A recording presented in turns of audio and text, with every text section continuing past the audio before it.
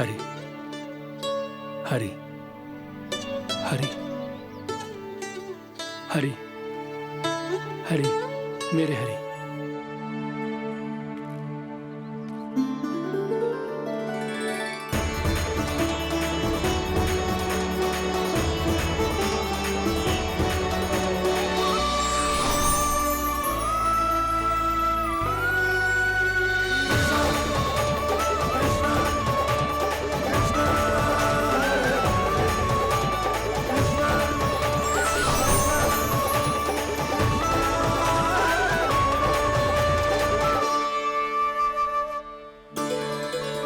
अभी अभी तो मैंने बच्चों की मां को वचन दिया था कि आज किसी को शिकायत करने का अवसर ना दूंगा, और अब मैं प्रभु श्री हरि की कल्पना जसोमती रानी के लल्ला में ही करने लगा। ना ना, ये ठीक ना है।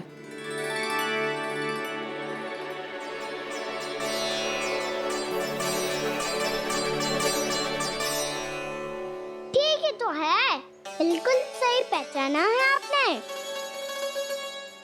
बड़े तो बड़े, अब तो बालक भी हमारा उपहास उड़ाने लगे। मैं आपका उपहास नहीं उड़ाने आया, मैं तो आपके एकादशी के व्रत को पूरा कराने आया हूँ।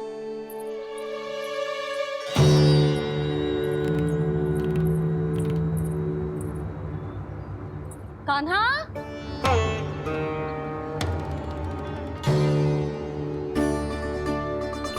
तो ये रे आपकी छड़ी और ये रे मेरी पीठ। सेक बिना ताकत तोड़। आज तो इसकी पीठ सेक के रहूंगी मैं। मैया घर पे भूखी मुझे ढूंढ रही होगी। लो, आज द्वादशी के दिन पहले प्रहर में भोजन करके अपना एकादशी का व्रत पूरा करो आप। धन्यवाद राजकुमार, पर अभी हमें भूख नहीं है। बहुत सारा काम पड़ा है, और अभी थोड़ी ही देर में शंकरी बहन भी अपनी मटकी लेने आती होंगी।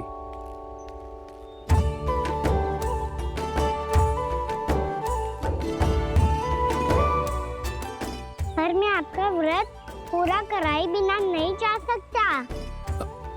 भला क्यों? भक्त भूखा रहे और भगवान खा ले, ऐसा हो सकता है भला?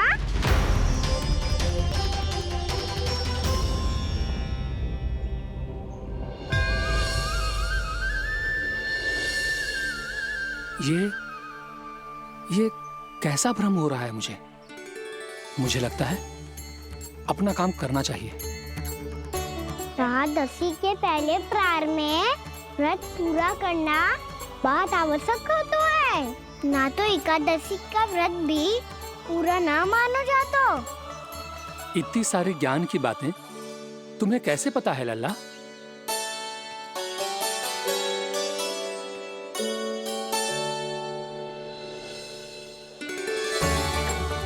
जैसे एकादशी की कथा होती है, वैसे द्वादशी की महिमा भी एक बहुत महत्वपूर्ण कथा है।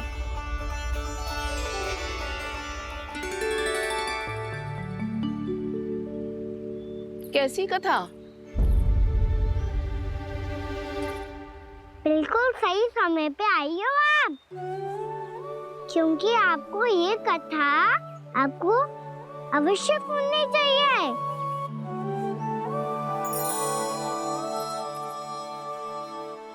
मुझे क्यों? पहले सुन तो लियो, फिर स्वयं ही पता चल जाएगा। बहुत समय पहले एक राजा हुआ करते थे, राजा अम्बरीश। भगवान श्री हरि के बहुत बड़े भक्त थे। ओम नमो नारायणाय। ओम नमो नारायणाय।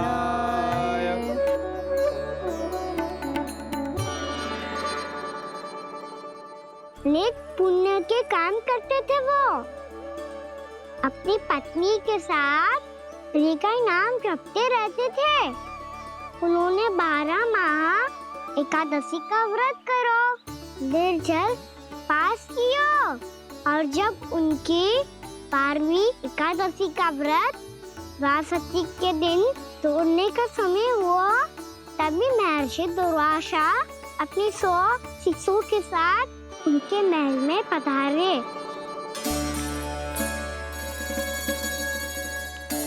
प्रणाम स्वीकार करें महर्षि।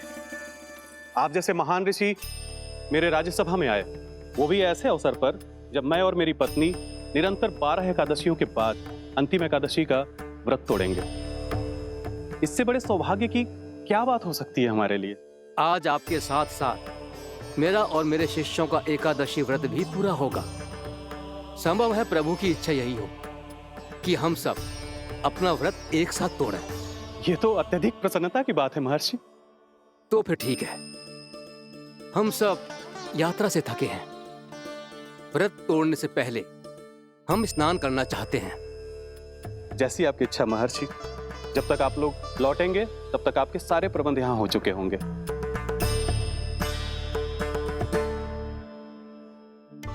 महर्षि दुर्वासा स्नान करने गए थे, पर उन्हें लौटने में विलंब हो रहा था और इधर द्वादशी पर व्रत पूरा करने का मुहूर्त बीता जा रहा था। महाराज अमरेश बड़ी विरगता के साथ महर्षि दुर्वासा के लौटने की प्रतीक्षा कर रहे थे। महाराज, व्रत तोड़ने का मुहूर्त बीता जा रहा है। बस कुछ ही समय बचा है। महर्षि और उनके शिष्यों के लौटने में न जाने कितना समय लग जाएगा। मेरा सुझाव है कि आप मुहूर्त समाप्त होने से पहले व्रत अवश्य तोड़ लें। गुरुदेव, हमने महर्षि दुर्वासा को वचन दिया है कि जब तक वो लौटेंगे नहीं तब तक हम व्रत नहीं तोड़ेंगे। इसीलिए मैं उनके लौटने के बाद ही भोजन ग्रहण करूंगा। पर महाराज, मुहूर्त यदि बीत गया और समय रहते हुए नहीं आए तो महाराज आपका व्रत पूरा नहीं होगा। महाराज, आपको उसका फल नहीं मिलेगा। महाराज, 12 एकादशियों का व्रत व्यर्थ चला जाएगा। किंतु गुरुदेव, यदि मैंने भोजन कर लिया तो ये तो अतिथियों का अपमान होगा। आप उचित कह रहे हैं महाराज। भोजन के लिए उनकी प्रतीक्षा अवश्य कीजिए महाराज। पर मुहूर्त रहते हुए एक तुलसी का पत्ता और जल ग्रहण कर लीजिए। इससे आपका व्रत भी पूरा हो जाएगा और अतिथि का मान भी रह जाएगा। आपका सुझाव अच्छा है गुरुदेव।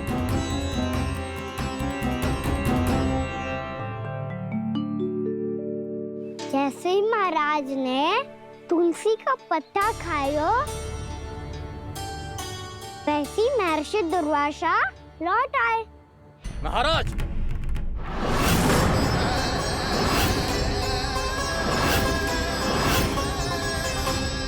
महाराज को उपास तोड़ते देखते बहुत क्रोधित हो गए।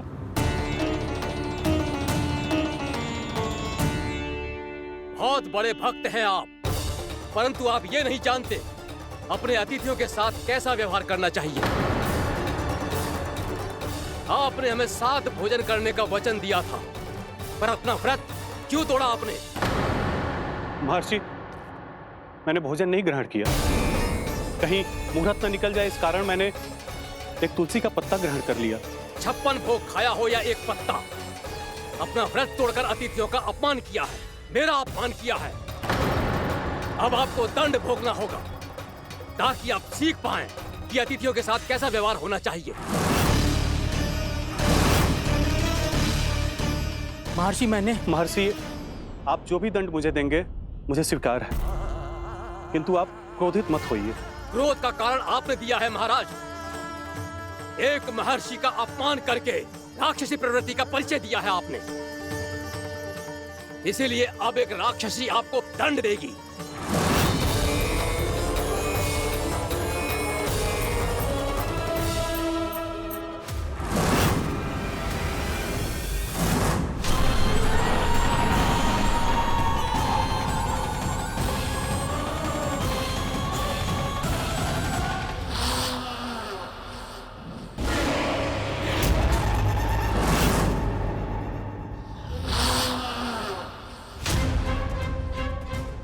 हे प्रभु, यदि मैंने सच में महर्षि का अपमान करने की भूल की हो तो मैं उसका परिणाम भोगने के लिए प्रस्तुत हूं। ओम नमो नारायणाय, ओम नमो नारायणाय नमः। महर्षि दुर्वासा को यह आभास ही नहीं था महाराज अम्बरीश ने उनका अपमान नहीं किया था, फिर भी उसे अपमान मान के वो श्री नारायण के भक्त पे संदेह कर रहे थे। मैंने भी तो भोला राम की भक्ति पे संदेह किया था। हे नारायण, ये क्या पाप हो गया मुझसे? संदेह किसी अपमान से कम ना हो तो, और भगवान सब सह सकते हैं, पर उनके प्रिय भक्तों का अपमान सहन ना कर सकते, इसीलिए उन्होंने अस्थिचेप करने का निर्णय लिया।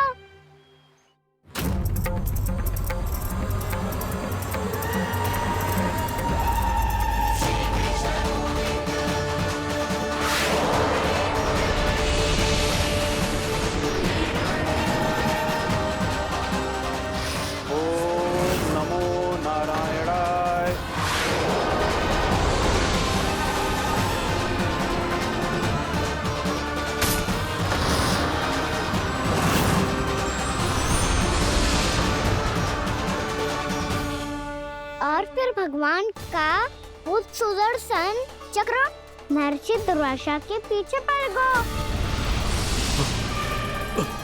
ये चक्र तो मेरी ओर बढ़ रहा है।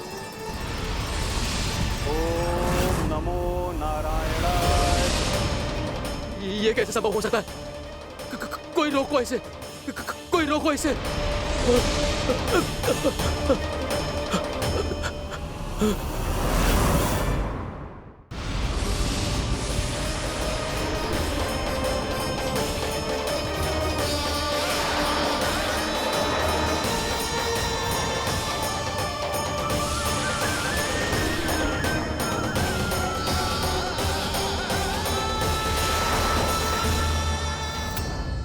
चक्र से अपने प्राण कैसे तैसे बचाते बचाते महर्षि दुर्वासा ब्रह्मलोक जा पहुँचे। ब्रह्मदेव, रक्षा कीजिए ब्रह्मदेव, सहायता कीजिए, मुझे बचाइए ब्रह्मदेव, रक्षा कीजिए। ये सुदर्शन चक्र मेरे प्राणों के पीछे पड़ गया है, मुझे बचाइए ब्रह्मदेव, मुझे बचाइए।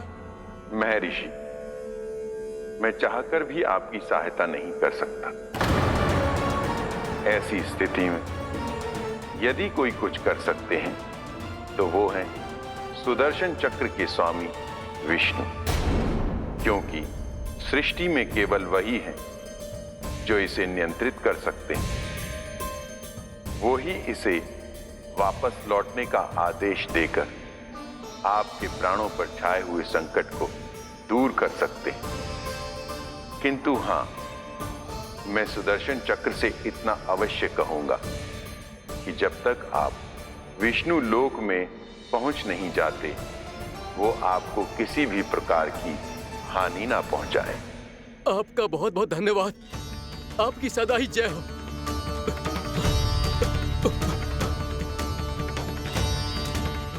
फिर क्या था? भागते भागते महर्षि दुर्वासा सीधे भगवान श्री हरि के शरण में बैकुंठ पहुंच गए। त्राहिमाम प्रभु, त्राहिमाम, मुझे बचाइए, मेरी सहायता कीजिए प्रभु, मेरी सहायता कीजिए।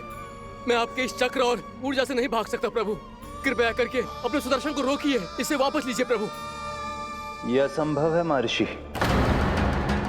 एक बार सुदर्शन चक्र मेरे हाथों से छूट जाए तो अपना उद्देश्य पूरा किए बिना, मेरे भक्तों की रक्षा किए बिना वापस नहीं लौटता।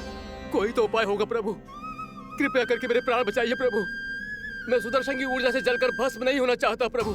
आप जो कहेंगे मैं करूंगा प्रभु, मेरी सहायता कीजिए प्रभु, मेरी सहायता कीजिए। एक उपाय है, किंतु मुझे नहीं लगता कि आप वो कर पाएंगे। मैं अवश्य करूंगा, मैं अपनी प्राण रक्षा के लिए कुछ भी करूंगा प्रभु।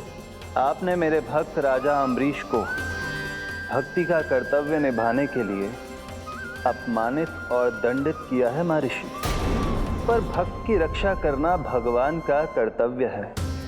इसलिए यदि आप भक्त राजा अम्बरीश के पास जाकर क्षमा याचना करें और यदि वो आपको क्षमा कर दे तो ही ये चक्र आपके प्राण लिए बिना लौट सकता है। अन्यथा आप तो जानते हैं महर्षि, मेरे भक्त का अपमान मेरा अपमान।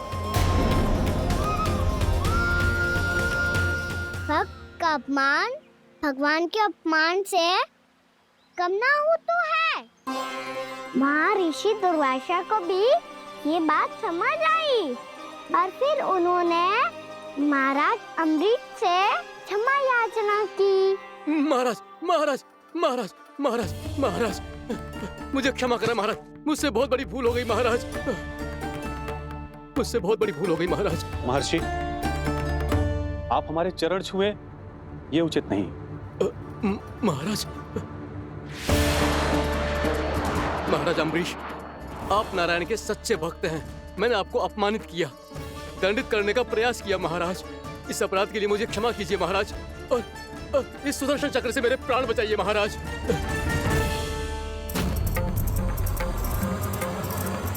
हे महान सुदर्शन, यदि महर्षि के लिए मेरे हृदय में अभी भी वही सम्मान और प्रेम हो जो इनके प्रथम आगमन पे था, तो कृपया आप अपने धाम वापस लौट जाइए।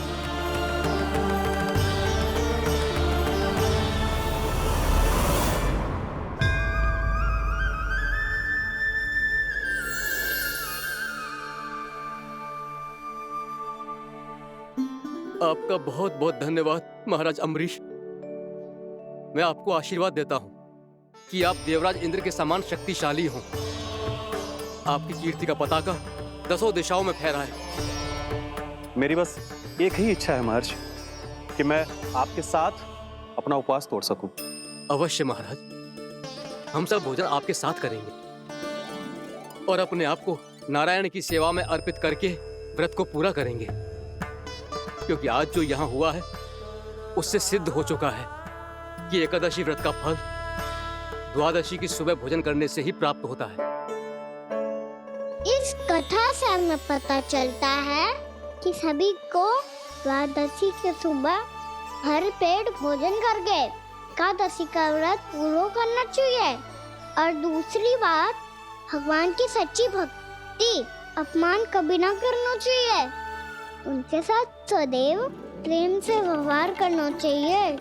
यही भगवान को सबसे अधिक प्रिय है। भैया भोलाराम, मैंने भी श्री हरि पे तुम्हारे विश्वास का उपहास उड़ाया था, मुझे क्षमा कर दो। ना ना, आप क्षमा मांगकर मुझे लज्जित मत करो, आप तो मेरी बहन जैसी हैं। जब महर्षि दुर्वासा जैसे महान ऋषि को भी प्रभु के भक्त से क्षमा मांगनी पड़ी, तो मैं तो बहुत ही तुच्छ हूँ। मुझे आपकी किसी भी बात का बुरा ना लगा। पर पता है प्रभु को कौन सी बात कब बुरा रखता है? कौन सी बात? जब उनका भक्त भूखा रहे, हमें भी अपना व्रत पूरा ना करे। और जैसा कि आप सभी ने अभी कथा से सीखो है, एकादशी के व्रत को द्वादशी की सुबह अवश्य पूरा करना चाहिए। अब आप जाओ, अपना व्रत पूरा करो।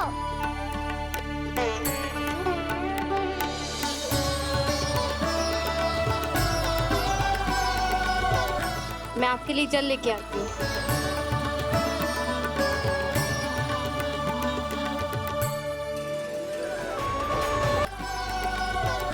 मैं आपके लिए जल लेके आती हूँ।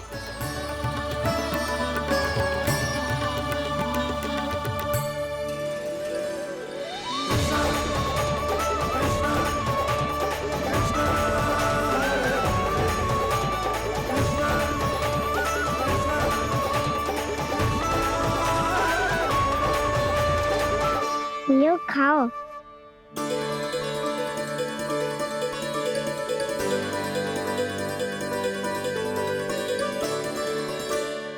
कान्हा,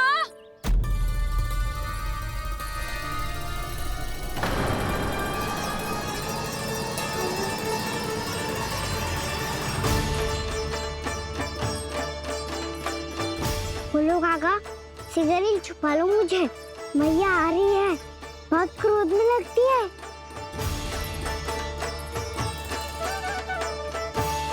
आज तो बहुत दंड मिलेगा। अभी क्षण भर पहले तो ये साक्षात भगवान के रूप में बात कर रहे थे, और अब अचानक ही ऐसे बालक बन गए जो मैया से दंड मिलने के भय से व्याकुल हैं। बोला काका, किस सोच में पड़ गए? शीघ्र छुपा लो मुझे।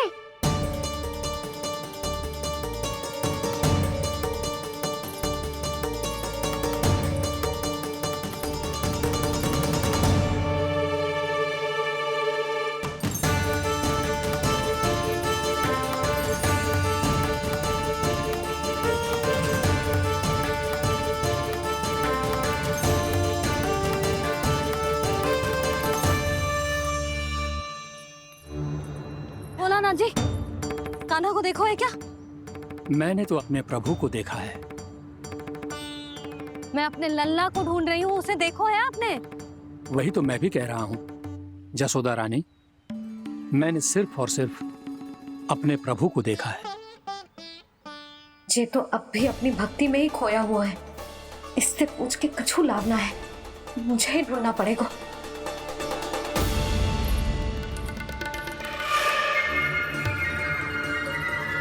बच गए। शंकरी मौसी, कान्हा को देखो है क्या कहीं?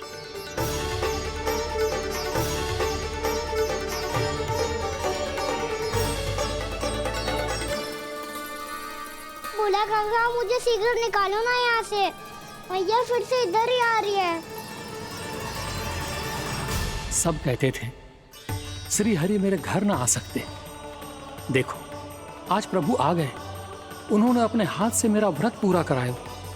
हाँ आते हैं और आगे भी आएंगे हमारे श्री हरि हमसे मिलने और आके मोक्ष देंगे, है ना?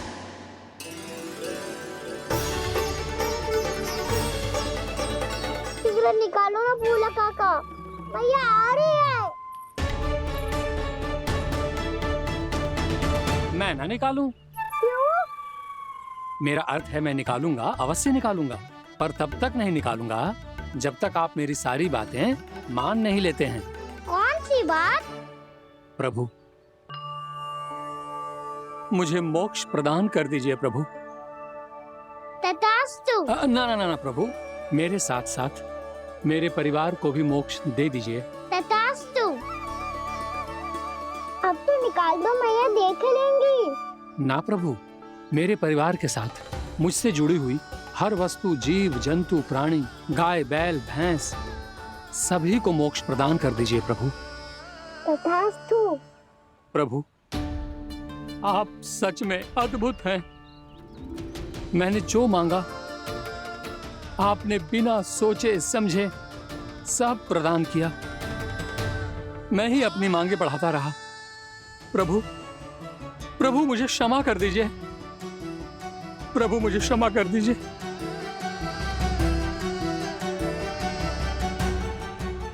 आइए प्रभु।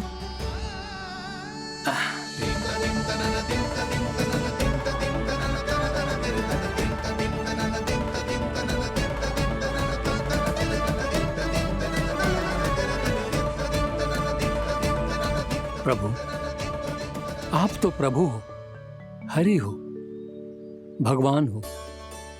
आप चाहते तो इस मटके से स्वयं निकलकर बाहर आ सकते थे, फिर मेरी आपने हर इच्छा क्यों पूरी की?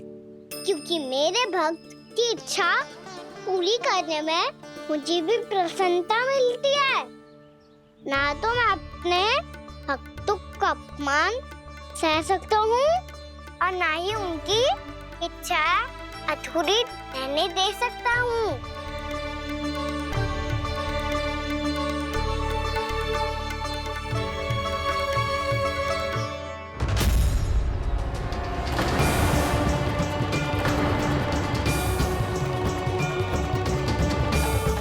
क्या कही थी तूने? हाँ, कि तू फिर से छल ना करेगा। फिर मुझे बिना बताए घर से बाहर कैसे निकलो? क्षमा करना मैया, पर जो आपने सिखाया था मैंने तो उसी का ही पालन करो है। फिर से चतुराई कर रहे हो है ना? हाँ? आप ही ने तो कही थी ना, यदि कछु करने से किसी को हानि ना पहुंच रही हो या फिर किसी अच्छे कार्य में सहायता हो रही हो तो आज्ञा लेने की आवश्यकता ना होती। यदि तेरे कछु करने से किसी और की कोई हानि ना हो रही हो या किसी के अच्छे कार्य में सहायता हो रही हो तो मुझसे आज्ञा लेने की आवश्यकता ना है। किस अच्छे कार्य के लिए आया है यहाँ? एकादशी की सुबह एकादशी का व्रत खोल के भोजन करा जाता है। ये बात ना तो भोला काका को पता थी, ना शंकरी मासी को, और ना ही किसी और को। और तुझे पता थी? हाँ, मेरी मैया ने बहुत अच्छे से सिखाया है मुझे। जैसे कल तूने एकादशी कथा सुनाई थी ना, आज वैसे ही तेरे लल्ला ने सबको द्वादशी कथा सुनाई है। सच्ची यशोदा रानी जी, इसने तो हमारी आंखें ही खोल दी। और भाभी, सच तो ये है कि मुझे भी ना पता था कि ये इतना बड़ा ज्ञानी है और इतना अधिक समझदार।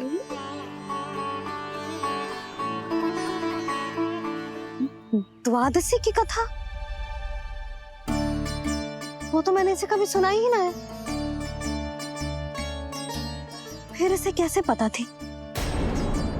रानी जी, जो स्वयं भगवान हैं, भला उन्हें कैसे कुछ नहीं पता होगा। मैंने तो इन्हें पहचान लिया, और हाँ, आप सब लोग भी इन्हें अपने अंतर मन की आंखों से देखिए, हो सकता है इन्हें पहचान पाएं। ये कोई और नहीं है, श्री नारायण है, मेरे श्री हरि, मेरे प्रभु। जय श्री हरि।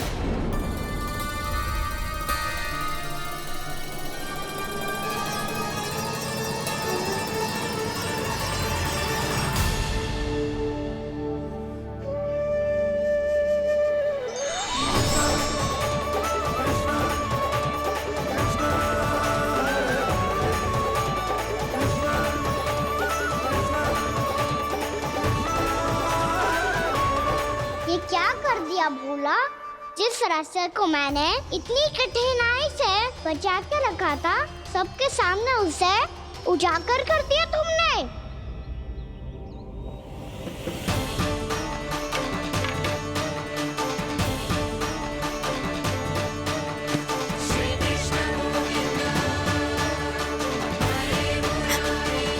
नारायण,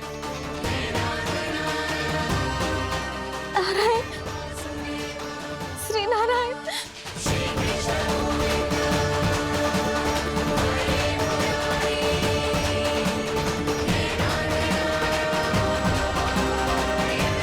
श्री नारायण।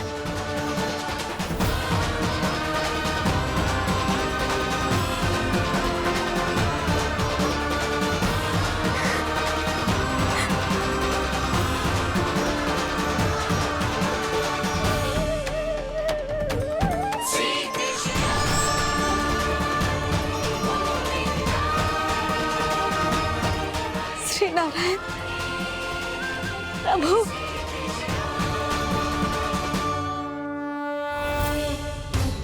जिस रास्ते को इतने जत्न से संभाल के रखा था, आज वो सबके सामने खुल गया। और तो और मेरा भेद मैया को भी पता चल गया। बाबा, सब कहते रहे, पर मैंने एक न मानी। सबने कही थी कि आप भगवान हैं, पर मैं मूर्ख आपको पहचान ही ना पाई। कितनी अभागी हूं मैं।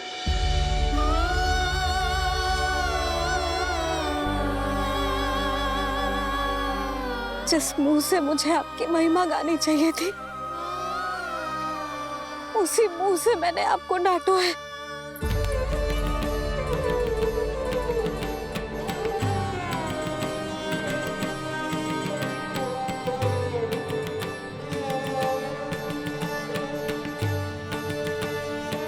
जिन हाथों से मुझे आपके चरण छूने चाहिए थे, उन हाथों से मैंने आपके कान पकड़े।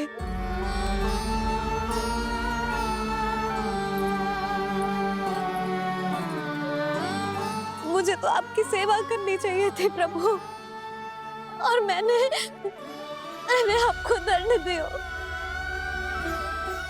आपको घर से बांध दियो।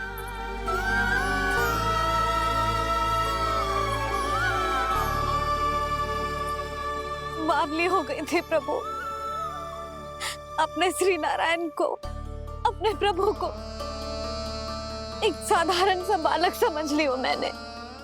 मैं आपके लिए भगवान नहीं हूँ मैया, साधारण बालक ही हूँ, बस आपका लल्ला। बुद्धि भ्रष्ट हो गई थी, भूल पर भूल करती चली गई। आज भी आपके पीछे पीछे छड़ी लेकर दौड़ी चली आई।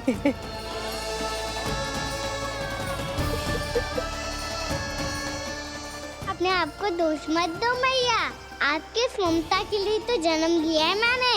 हमारा से मन बदलने मत दो, मेरे लिए वही पुरानी भैया बनी रहो आप, और मुझे रहने दो आपका वही नटखट लल्ला। मुझे क्षमा कर दो प्रभु, मुझे क्षमा कर दो। बाबा ये कैसा अंत हो गया आज? मैया तो मुझे भगवान मानने लगी, पर मैं इसे स्वीकार नहीं कर सकता। अभी नहीं बाबा, इतनी शीघ्र नहीं। आप ऐसे खड़े क्यों बाबा? कुछ ऐसा करो ना कि मैया फिर से मेरे मैया बन जाए। उनकी दृष्टि में भक्ति नहीं, ममता चाहिए मुझे। कान्हा, मेरे सामर्थ्य में हो तो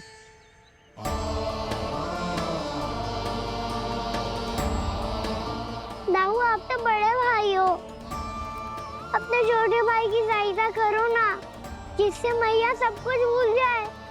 मैं क्या कर सकता हूँ कान्हा? कोई तो सहायता करो मेरी।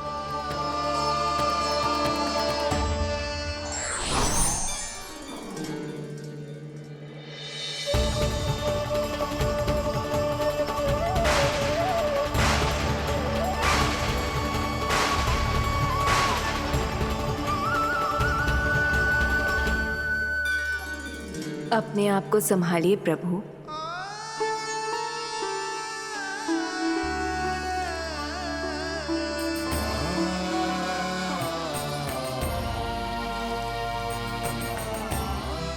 देखो ये क्या हो गया, भैया को सब पता चल गया। अभी तो मुझे मैया की ममता का शौक बुरी तरह मिला ही नहीं था। योग माया,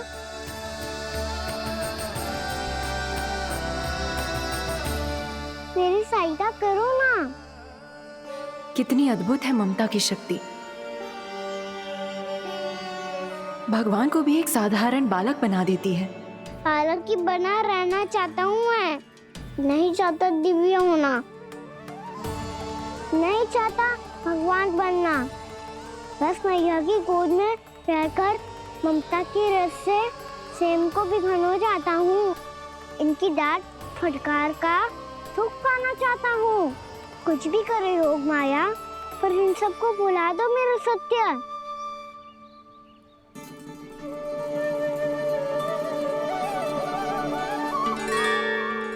पर इन्हें तो मोक्ष का वरदान मिल गया है प्रभु, इसलिए इनके लिए समय की गति को लौटा पाना संभव नहीं होगा। प्रभु, अब मुझे ये सब भूलने की कोई आवश्यकता नहीं है। मुझसे जो त्रुटि हुई है अब वो दोबारा कभी नहीं होगी,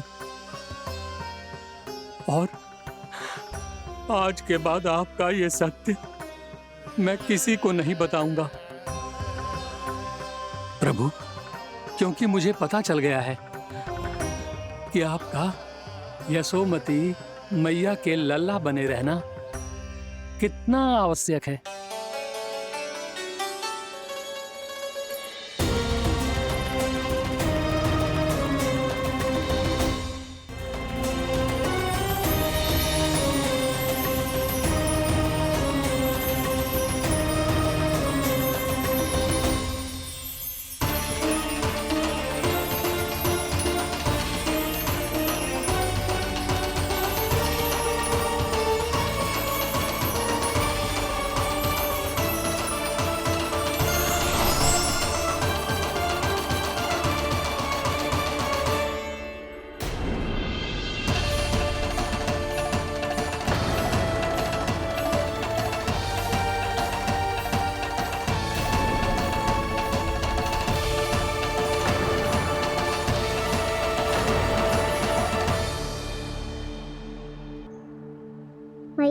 छड़ी।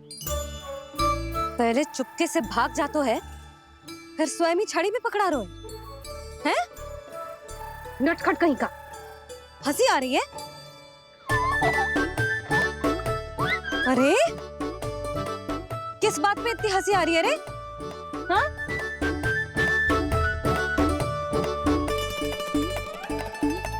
आपकी लीला अद्भुत है प्रभु, और अद्भुत है आपका मैया के प्रति प्रेम। हंसी ना है मैया, ये तो प्रसन्नता है, अपने मैया से मिल जाने की प्रसन्नता। अच्छा, ढूंढ मैं तुझे रही हूँ और तू कह रहे हो कि मैं मिल गई तुझे। तू घर चल लल्ला, अच्छे से पिटाई करूंगी तेरी।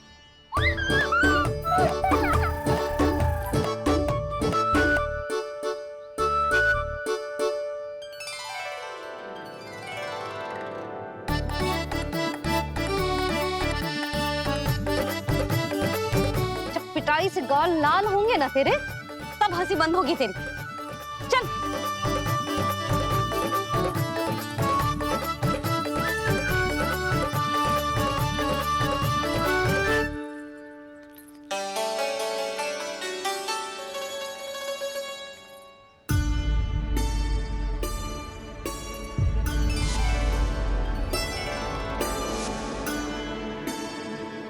लगता है भैया की और चतन स्मृति वापस आ रही है।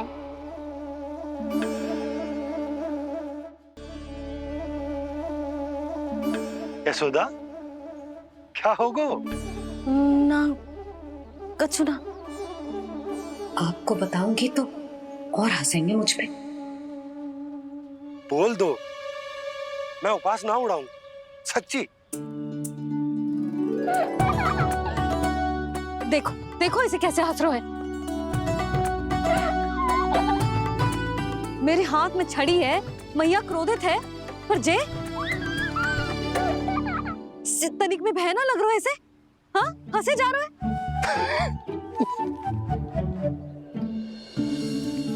दोनों बाबा लल्ला एक जैसे हो। चल तू, चल चल। दाऊ, आप तो बड़े भाई हो, अपने छोटे भाई की सहायता करो ना, जिससे मैया सब कुछ भूल जाए। सुबल, तू कच्चू खा क्यों ना रहो है? व्रती करना था तो बलराम के जैसे कल कर ले। तो कल तो एकादशी भी थी। कान्हा के बिना कछु करने का मेरा मन ही ना कर। तो बात तो सच्ची है, उसके बिना गोचारण भी ऐसा लगता है जैसे कितना भारी कार्य है, व्यवस्था में करना पड़ता है। सही कह रहे हो तुम दोनों। मैं तो गोपालक भी इसलिए बना था ताकि कान्हा के संग खेलने को मिल जाए। बलराम तो हमारा सगा का और मुख्य अधिक है।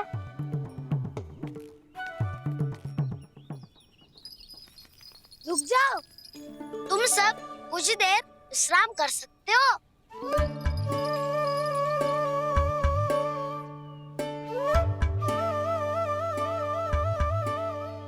तू बोल। ना मैं ना बोलूंगा, तुम दोनों ही बोलो। और तुम सबका सखा पहले हूँ और टोली का मुखिया बाद में, इसलिए घबराने की आवश्यकता नहीं है। जो भी बात है बिना हिचक बता सकते हो मुझे। तो फिर कुछ ऐसा करो ना कि कान्हा फिर से हमारे साथ गोचारण करने के लिए आने लगे।